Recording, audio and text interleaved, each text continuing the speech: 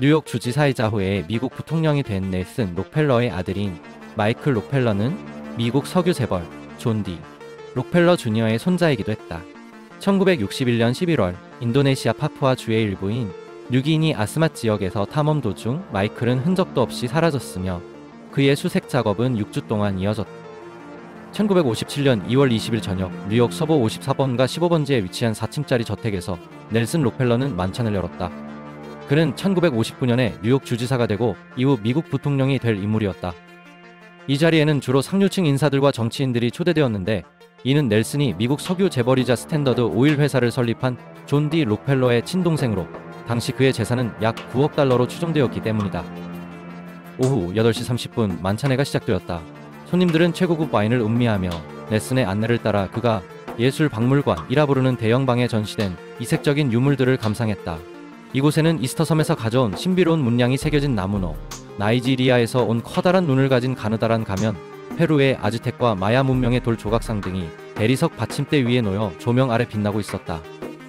그날 밤 마이클 록펠러는 갓 18세가 되었다.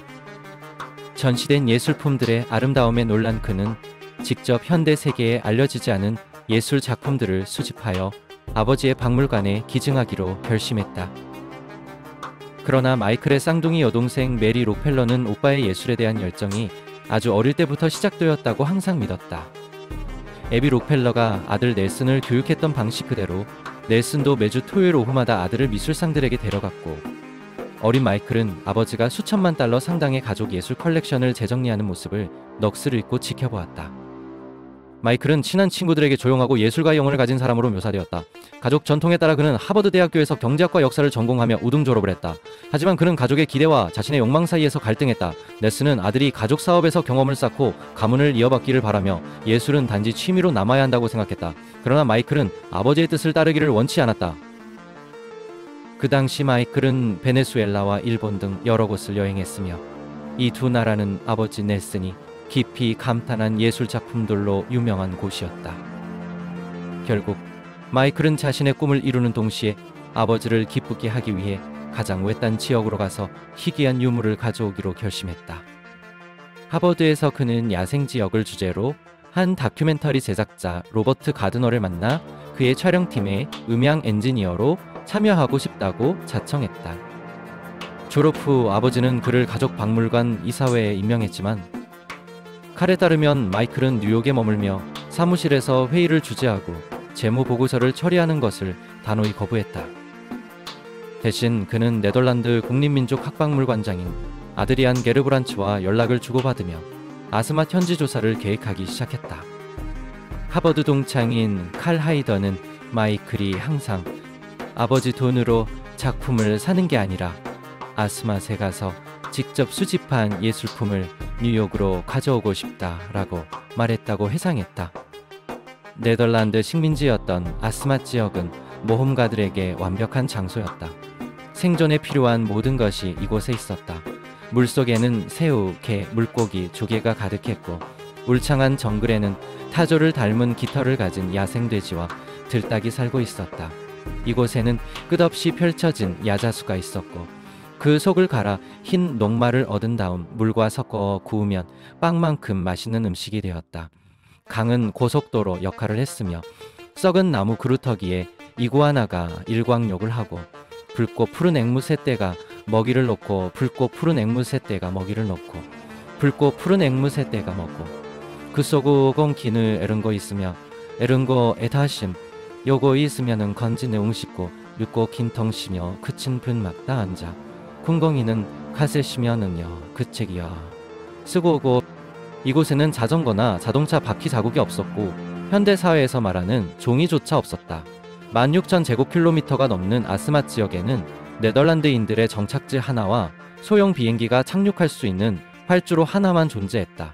하루에 2번 조수간만의 차가 5m에 이르러 물의 시작점과 땅의 끝을 구별하기 어려웠다. 물이 빠지면 해안선은 진흙투성이가 되었고 그곳에 발을 디디면 허리까지 빠졌다. 원주민들에게 배우지 않으면 걷는 것이 거의 불가능했다.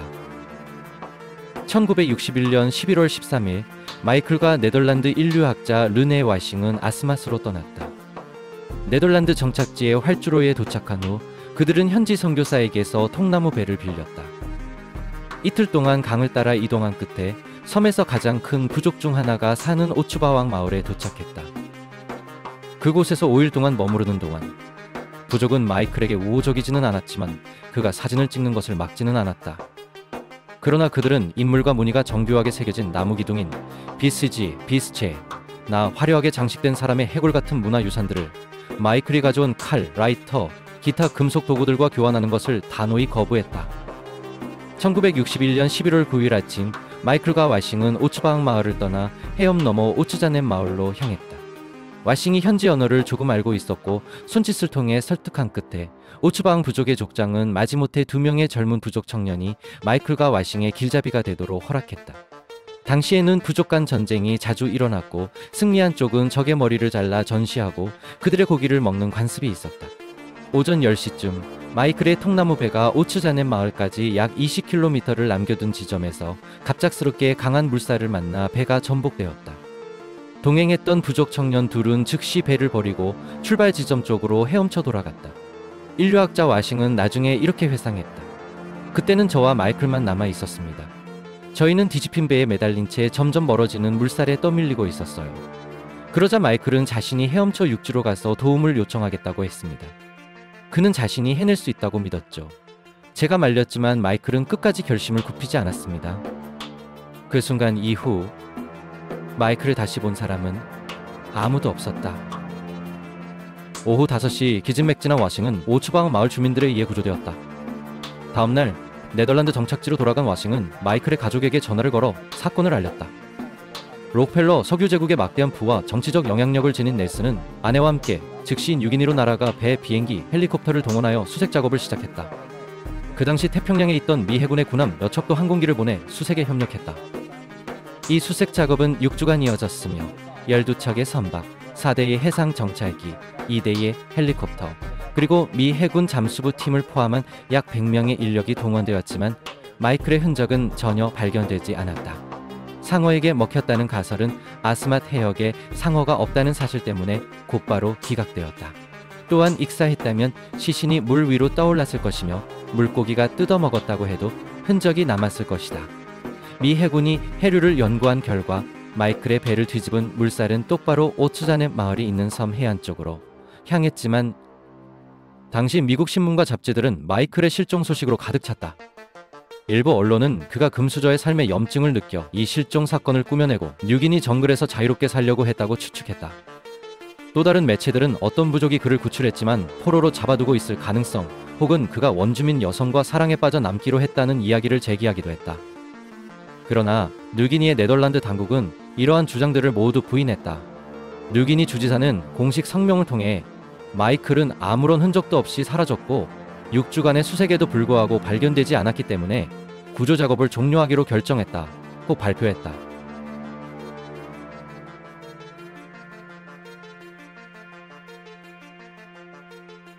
록펠러 가문은 넬슨의 장남인 로드먼 록펠러를 가문의 막대한 재정 제국의 상속자이자 관리자로 빠르게 임명했고 마이클에 대한 언급을 중단했다. 마이클에 대해 공개적으로 이야기한 유일한 사람은 그의 쌍둥이 여동생인 메리 록펠러였다. 오빠의 죽음에 관한 책에서 메리는 어머니 메리 클라크가 자녀들에게 불운한 오빠를 애도하는 것을 금지했으며 클라크 부인 자신도 아들의 죽음에 눈물을 흘리지 않았다고 회상했다. 그러나 작가 폴 투에 따르면 클라크 부인은 1979년에 비밀리에 사설 탐정을 고용해 아들이 살아있는지 아니면 사망했는지를 조사하도록 했다.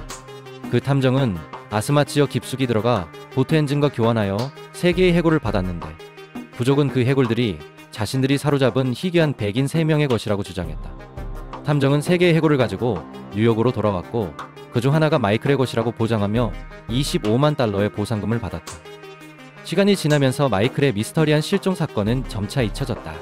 그러다 2014년 내셔널 지오그래픽의 기자 칼 호프만은 아스맛 지역에서 50년 이상 살며 여러 부족과 교류해온 네덜란드 선교사 2명과의 인터뷰를 통해 마이클이 해안으로 헤엄쳐 갔을 때 오츠잔의 부족에게 붙잡혔고 이후 참수당한 뒤 식인 풍습의 희생양이 되었다고 밝혔다.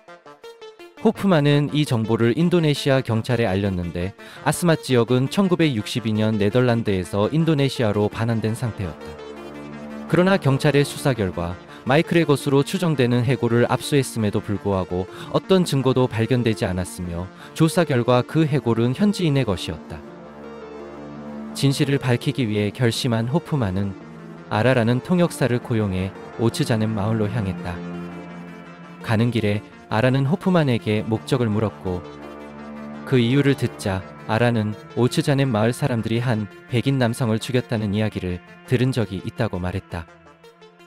처음 오츠자넴 부족 사람들은 마이클이 해안으로 헤엄쳐 오는 모습을 보고 그를 하얀 돌고래라고 생각했습니다. 그러나 마이클이 모래 위로 기어오르자 그가 사람이라는 것을 알아차렸습니다. 그들은 마이클의 목을 베어 그의 뇌를 먹고 살은 구워 먹었다고 합니다.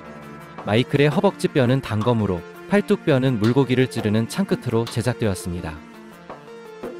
아라는 호프만에게 오츠자넴 주민들과 만날 때 이 이야기를 꺼내지 말라고 경고했습니다.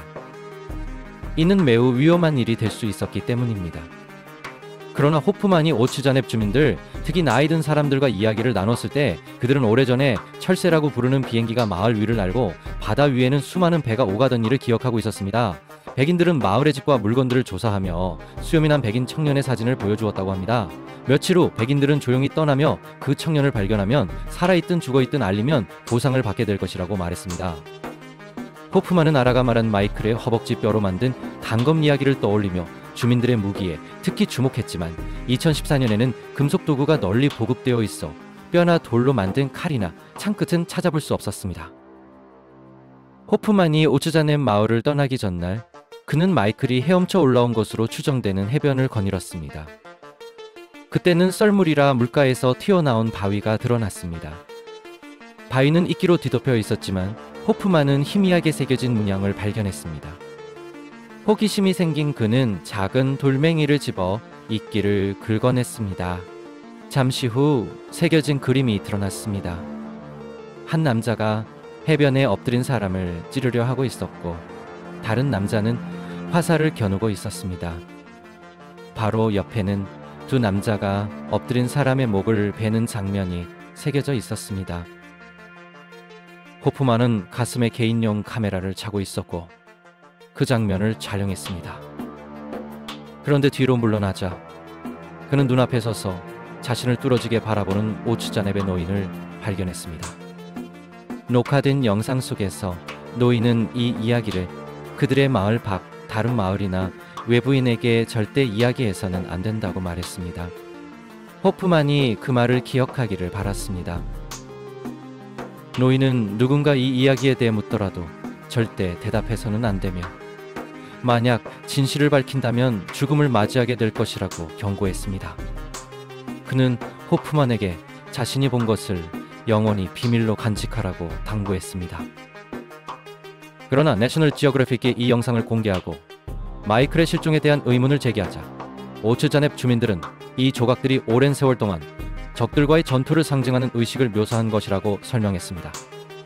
또한 방사성 동위원소 분석 결과 이 조각들은 마이클이 오츠자넵의 탐험을 오기 훨씬 전에 만들어졌다는 사실이 밝혀졌습니다. 다시 한번 마이클의 실종은 미스터리로 남았습니다. 하지만 오츠자넵 주민들이 이 고대 조각에 따라 마이클에게 의식을 행했다는 음모론은 여전히 사라지지 않았습니다.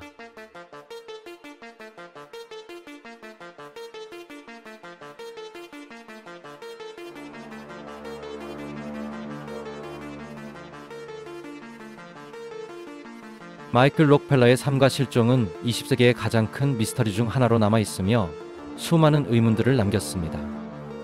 몇 주 동안 이어진 수색 작업과 수십 년간의 조사, 탐험에도 불구하고 진실은 끝내 밝혀지지 않았습니다. 그러나 사치 속에서 태어났지만 외딴 땅으로 떠나 예술과 탐험에 대한 열정을 좁은 마이클의 이야기는 여전히 사람들의 호기심을 자극하고 마음속에 깊은 여운을 남깁니다. 그것은 모험가의 운명이었을까요? 아니면 아직 밝혀지지 않은 연결고리가 남아있는 걸까요?